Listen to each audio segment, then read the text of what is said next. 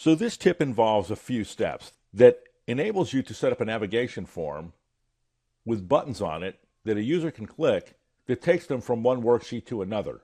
So the first thing I'm going to do is split screen the view of this worksheet, which I can't do automatically because I have a 2-monitor setup. And now we're going to do the first thing on the list. Press Alt F11. That gets me the VBA editor. We're going to insert a user form, and we're going to change the name of the form to nav_form.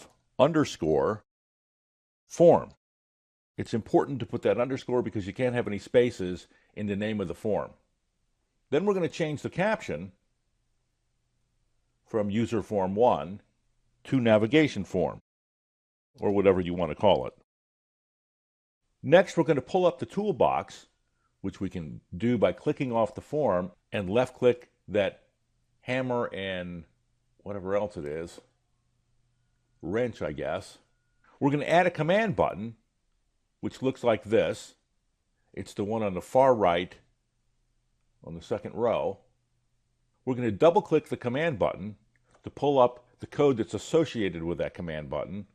Go back to the worksheet, copy that code, Control-C, into the subroutine.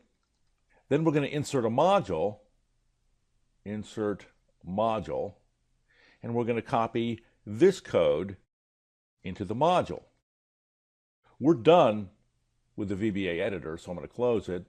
I'm going to maximize the worksheet, and we're going to add a shape by going to the Insert tab in the Illustrations group, add a shape.